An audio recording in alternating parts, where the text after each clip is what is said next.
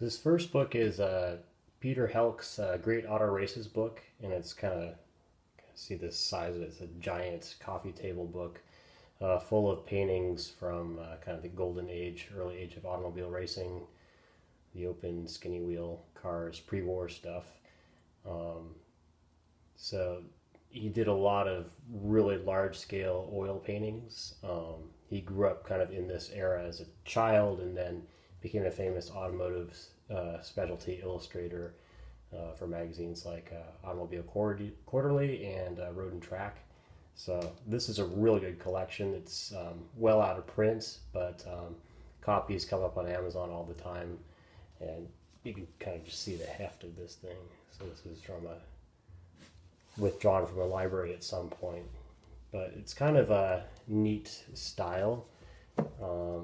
So the cars being racing, there's a lot of kind of weathered kind of appearance to them. So the oil painting is really good for kind of showing that. Also, there's quite a bit of kind of preparatory sketch work in here. The light here.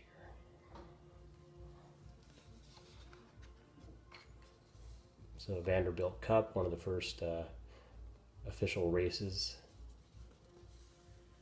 So it tells the kind of the history of early racing in this country, and then I think there's some global stuff as well.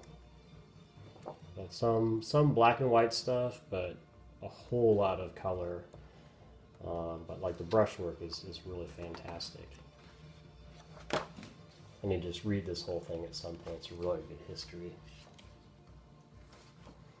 But in addition to the color work, there's a lot of charcoal sketch stuff.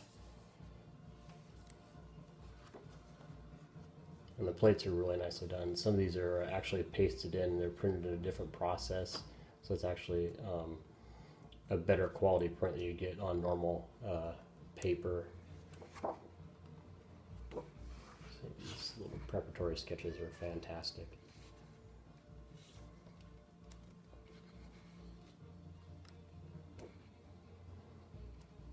And considering, the time in a lot of these pieces, it's actually really amazing that, this book it's just full of stuff. And this was a busy guy. And, in addition to this stuff, he did, illustration work for advertising back in the 40s and 50s and 60s, and a lot of stuff that wasn't automotive as well. A lot of train stuff. Transportation was kind of his definite. Look at that 2-page spread. Beautiful. But like I said, these books are out of print, but Amazon, there's the goldenrod. It's awesome. You can pick them up for pretty cheap. This was published originally by Abrams, well-respected art book publisher. So it's a really quality piece, and you can get these for less than $100 easy.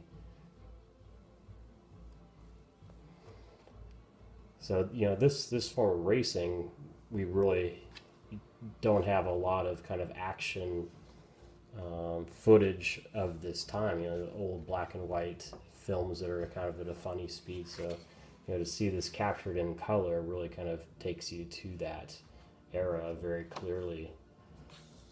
And it's kind of an era that a lot of us aren't really familiar with.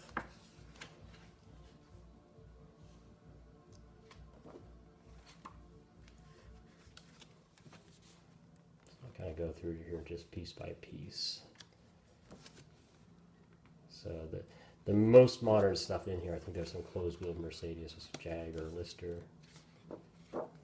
Towards the end, there's actually kind of a side by side. So this was published, I think, in '74 or so. So there's like an F1 car of that era. Kind of a neat piece.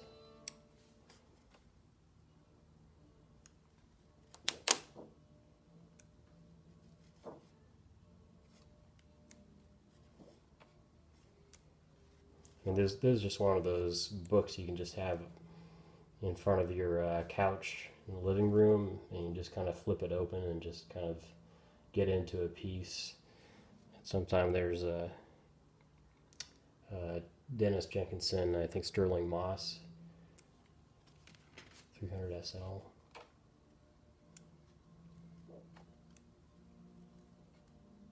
And just if you look up Peter Helck, you can kind of see some of the original size. He worked pretty big. It's a very kind of classical oil painting style, or early era of illustration. So, you know, the early 1900s, it's pre kind of gouache being a common thing. So, more painterly style.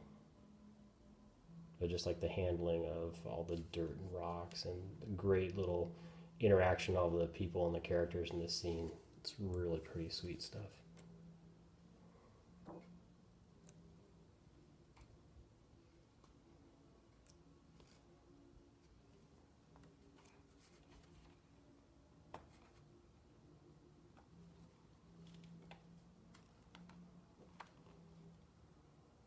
Oh, the shadow casting across the road at depth is just remarkable.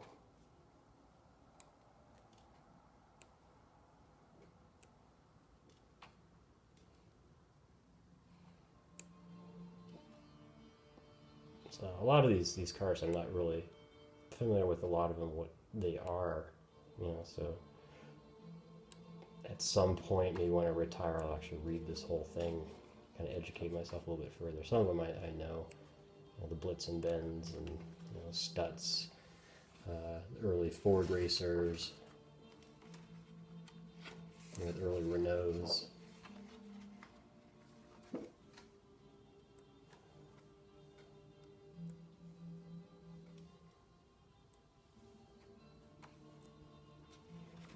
Check out the coil style radiator on this one. It's familiar, I've seen photos of that before. That's a Renault front end, I believe. Doesn't say what it is.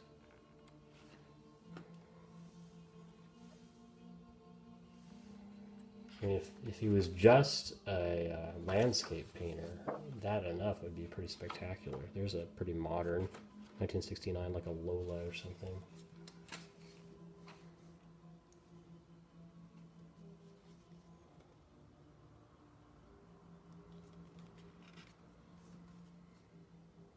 All around really solid technical artist. The value on that thing, so the billowing smoke and dust silhouetting the car in the dark, like in the moonlight. It kind of has a Tom Fritz kind of feel to it. Bluebird going through a jungle somewhere. There's probably a good story behind that. There's the Blitz and Benz.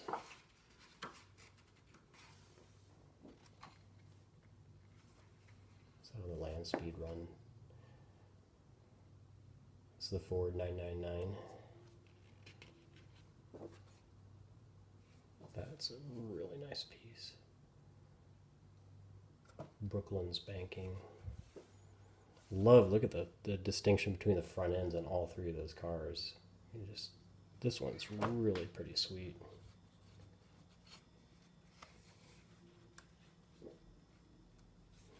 And some of them, he's got a little bit of a distortion as well. Like if you drafted that car out, it wouldn't be constructed like that. He's actually got some curvature going on to it. So, you know, back in the day, because of the slow shutter speeds, they'd take a picture of a car going by, the wheels would be this kind of elongated ellipse. And so he's done that in a few of the pieces. And this one here, the ellipses are leaning forward a little bit.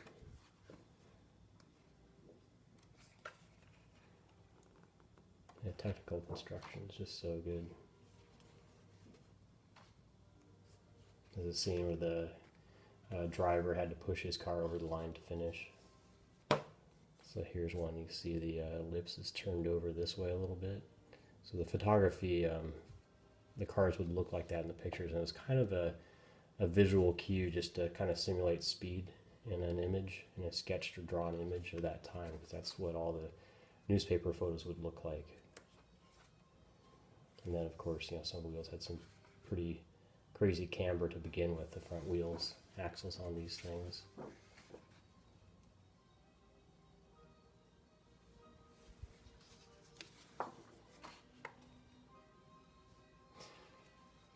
So yeah, this is the first book of the series. Check it out, and I hope you can find a good copy to pick it up. It's a really good one to add to your library. Thanks.